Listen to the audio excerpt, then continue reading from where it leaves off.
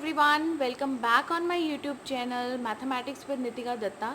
Today we are going to begin our very important topic related to geometry, which is lines and angles, chapter 6 of NCERT CBSE. So let's start with the basic terms and definitions of geometry. As I have very much discussed about the basic terms of geometry, which is related to line segment and ray in my previous videos of Euclid geometry. So let's recall it once again. What is the definition of line? Line बेटा क्या है जो ख़त्म ही नहीं होगी, ना left से ख़त्म होगी ना राइट से ख़त्म होगी. A line has no end points. ठीक है, तो लाइन की जो लेंथ होती है वो इनफाइनाइट होती है, आप उसको काउंट नहीं कर सकते, आप उसको मेजर नहीं कर सकते हो. तो बेटा जैसे मैंने यहाँ पर लिखा है a line has no end, तो इस लाइन को आप लेफ़्ट से भी इंक्रीज़ कर सकते हो और इधर राइट से भी आप इसको इंक्रीज़ कर सकते हो. इसकी जो लेंथ है, इसकी जो मेजरमेंट है, एमसीक्यू हो सकता है, मेजरमेंट क्या होगी इसकी? Infinite. You can not measure the length of a line, right. Come to the line segment. Line segment क्या होगा? जब आप एक लाइन को दो एंड पॉइंट्स दे देते हो तो वो क्या बन जाता है? Line segment. तो जैसे ये लाइन थी और यहाँ पर मैंने उसको दो पॉइंट से बाउंड कर दिया, तो ये जो है ये क्या बनेगा आपका? Line segment. This is the line segment. और इसकी लेंथ आप मेजर कर सकते हो. Its length can be measured. तो ये मैंने बहुत अच्छे से यूक्लिड ज्योमेट्री वाली वीडियो में दिया हुआ है, आप देख सकते हो मेरे चैनल में. It length can be measured. आप इसकी लेंथ बहुत अच्छे से मेजर कर सकते हो, राइट. नेक्स्ट इज़ रे, जो कि हमने इस चैप्टर में पढ़ना है. हमने रे के बारे में ही पढ़ना है. As you can see angles, तो एंगल्स तभी बनेंगे जब आप रे लोगे. तो रे का मतलब क्या है? A line which has only one and point. जिस लाइन का सिर्फ एक ही एंड पॉइंट होगा उसको आप क्या बोलोगे? रे. जैसे देखो बेटा मैंने ये एक लाइन ड्रॉ की, दिस इज़ अ लाइन, ये ऐसे बढ़ती जाएगी. अगर मैं इसको यहाँ से बाउंड कर देती हूँ, यहाँ पर मैंने एक पॉइंट लगा दिया, मतलब यहाँ से हमने शुरू करना है, this is the initial point और ये इसका टर्मिनल पॉइंट नहीं है यहाँ पर. तो बेटा रे में मेरे पास इनिशियल पॉइंट तो होगा लेकिन मेरे पास कोई टर्मिनल पॉइंट नहीं होगा, राइट. इनिशियल का मतलब जहाँ से आप स्टार्ट हो रहे हो, टर्मिनल मीन्स जहाँ पर आपने पहुँचना है. ठीक है, एयरपोर्ट जाते हो टर्मिनल पर जाते हो ना सबसे पहले, मतलब जहाँ पर हम पहुँचना चाहते हैं. तो यहाँ पर तो हम कहीं पहुँच ही नहीं रहे, तो यहाँ पर टर्मिनल पॉइंट नहीं होगा. अगर आप लाइन सेगमेंट की बात करते हो तो वहाँ पर एक इनिशियल पॉइंट होगा, एक टर्मिनल पॉइंट होगा, मतलब यहाँ से शुरू किया और यहाँ पर पहुँच गए, तो इसको बोलोगे आप line segment.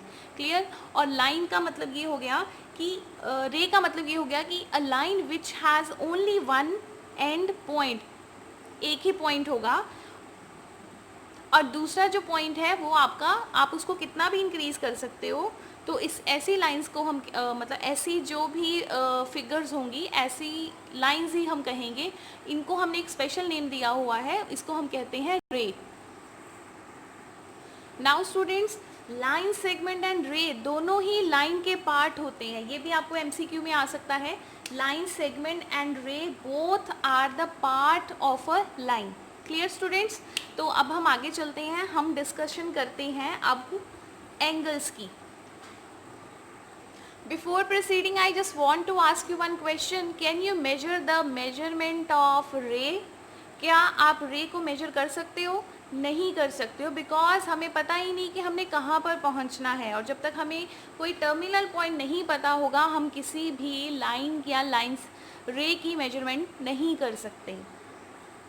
Now students, we are going to learn about the angle. What is angle?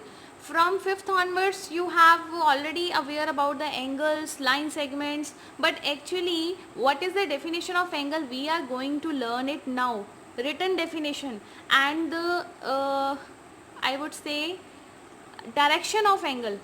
That is very important for higher classes, for grade 10th, 11th and 12th. Direction of angle is the main concept here I just want to discuss. Now focus on what I have written here. Focus this line and read it twice. An angle is formed when two rays originated from the same end points. I am repeating once again. इसको अपने दिमाग में बिठा लो बस अच्छे से, ठीक है. आगे का मैथमेटिक्स बहुत ईजी हो जाएगा अगर आपको डायरेक्शंस के बारे में भी पता चल गया और बहुत इजी हो जाएगा ये +1 के लिए if you are going to opt non medical. An angle is formed when two rays originated from the same end point. तो what is the key point here? Same and point. तो जब भी बेटा आप रे ड्रॉ करते हो सबसे पहले आपको, जैसे ये कोई लाइन थी, ये चलती जा रही है, उसको मैंने एक एंड पॉइंट दे दिया. सिमिलरली मैं यहाँ पर भी कोई एक और रे ले रही हूँ और ये रे भी ऐसे चलती जा रही है और यहाँ पर मैंने उसको एक एंड पॉइंट दे दिया. और यही हमने लिखा हुआ है, an angle is formed when two rays originated, जहाँ से शुरू हो रही हैं रेज उनका सेम एंड पॉइंट हो. ठीक है, तो जो आप लोअर क्लासेस में पढ़ के आए हो, एक्चुअल में तो आपने क्या किया, टीचर ने एंगल बोला 30 डिग्री, आपने ये लो जी 30 डिग्री बना दिया मैंने.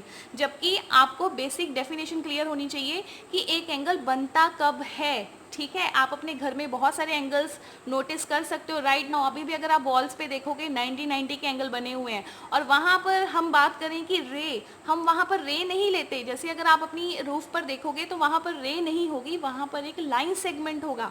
वहाँ पर एंगल बने होंगे 2 लाइन सेगमेंट के अंदर. ठीक है, लेकिन हम ये नहीं कहेंगे कि आप एंगल्स को बाउंड कर दो, सिर्फ लाइन सेगमेंट में ही एंगल बनेंगे. No, this is the not the basic definition. Base करने के लिए आपको एंगल बनाने के लिए सबसे पहले क्या चाहिए, 2 रे चाहिए. ये रे ले ली हमने, एक ये वाली रे ले ली और ये इंक्रीज होती जाएगी. ठीक है, तो इसका जो एंड पॉइंट है, end point of both rays should be common. Please write down, end point of both rays should be common. Let me make it visible. I think it is not visible to you. I think this is visible now. The end point of both rays should be common, originated from the same end point. origin का मतलब शुरू हो रही है. ठीक है, एक same एक पॉइंट लिया, सपोज मैंने एक पॉइंट लिया, इस पॉइंट से एक इधर रे जा रही है और एक रे इधर जा रही है. अब अपने घर में भी नोटिस करो, कोई भी पॉइंट ले लो. ठीक है, और वहाँ से देखो कितनी रेज निकलती हैं, बहुत सारी रेज निकलती हैं. रूम में तो कितनी रेज निकलती हैं, रूम में निकलती हैं आपकी 3 raise.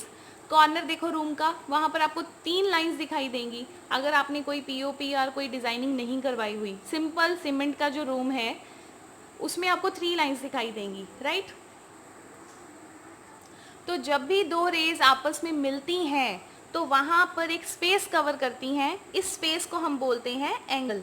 This is called angle. ठीक है, अब एंगल का भी क्या है कि एंगल बनता कैसे है. ठीक है, एंगल बनाने के लिए सबसे पहले आपको एक बेस चाहिए, बेस रे होनी चाहिए, मतलब बेस एक लाइन सेगमेंट होना चाहिए.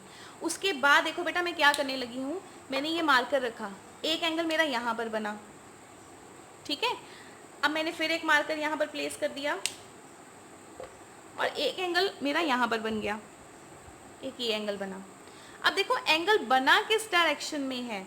जब भी आप एंगल बनाते हो, इसको मैं रिमूव कर देती हूँ. अब देखो बेटा ये थी आपका एक लाइन, बेस था. ठीक है, बेस से फिर आपने एंगल बनाना शुरू किया. सपोज आपने ये बेस लिया था और अब आप एंगल बना रहे हो, ये एंगल बनाया, फिर आप ये एंगल बनाओगे, उसके बाद आपने ये 90 डिग्री का एंगल बना दिया, फिर आप ऐसे जा रहे हो, 120 बन गया, देन 180 बन गया, नॉट 175 या 170 बन गया. उसके बाद बनेगा 180 डिग्री का एंगल. अब बेटा डायरेक्शन को ऑब्जर्व करो, आप किस तरह से मूव कर रहे हो. आया किसी के माइंड में, जल्दी सोचो किस तरह से मूव कर रहे हो, किस तरह से मूव कर रहे हो. आप इस तरह से मूव कर रहे हो. यस यस, ये कौन सी डायरेक्शन है, this is the anti clockwise direction. देखो एंटी क्लॉकवाइज, ये आप यहाँ से मूव करना शुरू करते हो, ये आपका एंगल बन जाता है. फिर आपका कोई एंगल यहाँ पर बनता है, फिर यहाँ पर बनता है और एंड में जाकर यहाँ पर वो एंगल लाइन इस तरह से आ जाती है. तो ये आपका एंगल बन जाता है 180 डिग्री. और ये एंगल्स कौन सी डायरेक्शन में बनते हैं, एंटी क्लॉकवाइज. देखो उल्टी घड़ी घूम रही है, घड़ी वैसे ऐसे घूमती है, ऐसे जाना आपने. ठीक है, तो एंगल हमेशा एंटी क्लॉकवाइज चलते हैं ऑलवेज. किसी भी क्लास में चले जाओ, अगर आप बेटा एंगल क्लॉकवाइज बनाते हो, आप ऐसे बनाते हो, ठीक है, तो वो एंगल आपके नेगेटिव हो जाते हैं. तो अभी नेगेटिव एंगल्स के बारे में डिस्कशन हम नहीं करेंगे बिकॉज वो आपके सिलेबस में नहीं है. अभी सिर्फ हमने एंगल के बारे में सीखना है. और एंगल के लिए सबसे पहले आपको एक बेस चाहिए, उसके बाद आप इस तरह से एंगल बनाते जाओगी. राइट, अच्छा, जो बेटा आपकी जो प्रोटेक्टर होती है वहाँ पर हमेशा 2 लाइंस होती हैं ना, तो आपको बहुत कन्फ्यूज़न हो जाती है कि नीचे वाली लाइन लेनी है या ऊपर वाली। तो ये इस कॉन्सेप्ट से चलना है कि जब भी आपने एंगल बनाना है, आपका एंगल एंटी क्लॉकवाइज़ होना चाहिए। अब आप ऊपर वाली लाइन ले रहे हो या नीचे वाली लाइन ले रहे हो, वो एंटी क्लॉकवाइज़ ही होना चाहिए। आई होप अब आपको प्रॉब्लम नहीं आएगी, एक्सपेरिमेंट करके ज़रूर देखना, राइट? तो उसी को दोबारा से मैंने डिस्कस किया हुआ है। End points of two rays is called vertex. ठीक है, ये रे है, इसका एंड पॉइंट ये वाला है, ये भी रे है, इसका एंड पॉइंट ये वाला है। इन दोनों रेज के एंड पॉइंट को आप क्या कहोगे? Vertex. And the rays called arms of angle. तो ये जो रेज हैं इनको, अगर तो बेटा ये अकेली ऐसे ही पड़ी है तो आप इसको रे कहोगे, लेकिन अगर आप एंगल की बात कर रहे हो तो उस रे को हम बोलते हैं आर्म ऑफ एंगल, मतलब कि एंगल की बाजू में। ठीक है, तो ये अबाउट था एंगल की डेफिनेशन। अब हम एंगल्स देखते हैं कि कितनी तरह के होते हैं angles. Now students, let's learn about the types of angle. तो यहाँ पर शुरू करने से पहले I would like to ask you one question. How many rays we have? देखो 1 2 3 4 and 5, we have total 5 rays and all the 5 rays have one common point, जिसको आप रे का एंड पॉइंट बोलोगे। तो इसी को हमने एंगल्स के साथ मैंने रिलेट कर दिया है। तो यहाँ पर हमारे पास रेज है एंड उन रेज का एक एंड पॉइंट है, ये जो डॉट है ब्लैक कलर का, this is the end point of a ray. तो how many angles we have? First angle is acute angle, acute angle, right angle, obtuse angle, reflex angle and straight angle. So basically we have 5 types. तो first of all acute angle जो है वो आपका होगा 0 degree और 90 degree से छोटा। तो बेटा यहाँ पर 90 नहीं लेना, 90 से छोटा, मतलब 89.9999 तक आप एंगल बना सकते हो। लेकिन अगर आपका एंगल 90 डिग्री का बन गया तो वहाँ पर स्ट्रिक्टली वो एक राइट एंगल हो जाएगा, राइट? तो अगर आपके एंगल 0-90 के बीच में है तो आप उनको एक्यूट एंगल्स कहोगे। अगर आपका राइट एंगल है तो वो तो स्ट्रिक्टली 90 डिग्री, ये तो आपको पता ही है।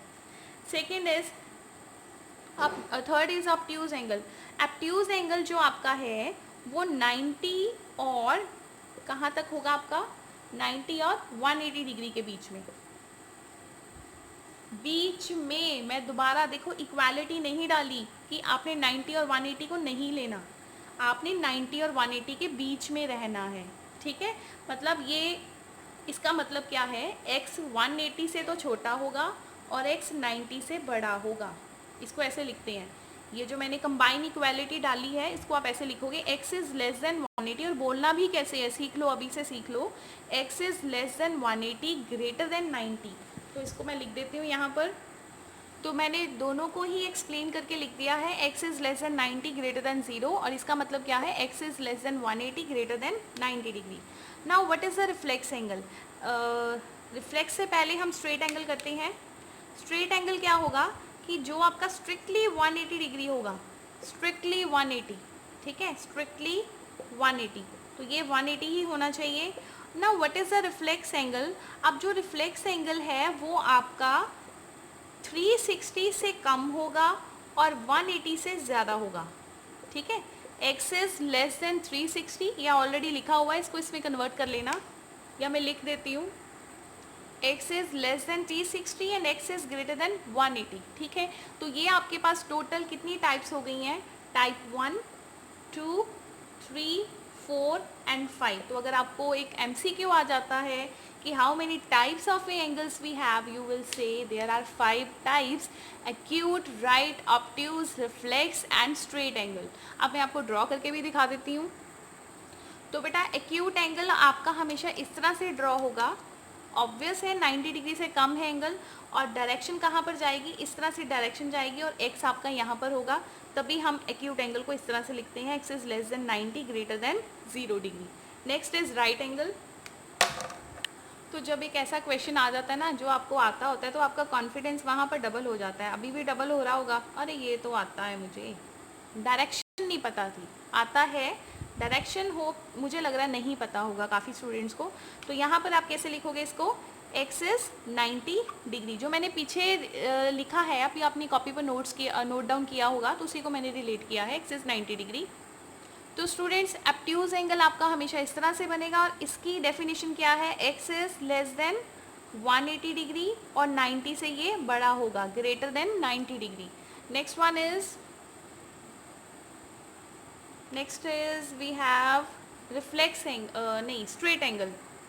अब देखो बेटा स्ट्रेट एंगल बनाना कैसे है, ये मैंने फर्स्ट रे ली, अब जो मेरी सेकेंड रे थी वो ऐसे घूमते घूमते यहाँ पर आ गई, मतलब ये आपका पॉइंट हो गया एंड पॉइंट, तो इस तरह से आप बनाओगे, this is the reflex angle और डायरेक्शन वही रहेगी आपकी एंटी क्लॉकवाइज और आप इसको क्या बोलोगे, x is equal to 180 degree. अब देखो बेटा रिफ्लेक्स एंगल क्या है, रिफ्लेक्स एंगल वो एंगल है जैसे सपोज ये दो आपको रेज दी हुई है और ये आपने एंगल बनाया, अगर आपको रिफ्लेक्स एंगल पूछा गया है तो रिफ्लेक्स एंगल आपका ये वाला एंगल होगा, ये एंगल, और ये भी आपका वैसे ही बनना है anti clockwise. This angle, this blue portion is the reflex angle,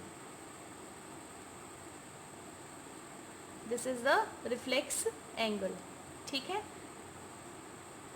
तो यहाँ पर मैं एरो डाल देती हूँ दोबारा से,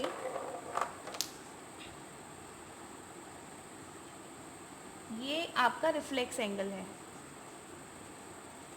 और ये एंगल हमेशा ही आपका 180 से छोटा होगा और 360 से बड़ा होगा, सॉरी ये 360 से छोटा होगा और 180 से बड़ा होगा reflex angle. Well student, I think this is enough for today and the next topic I will cover in the next video, and take your NCERT and revise it again at your part. If again still you have any doubt, you can ask me in comment section. Thank you.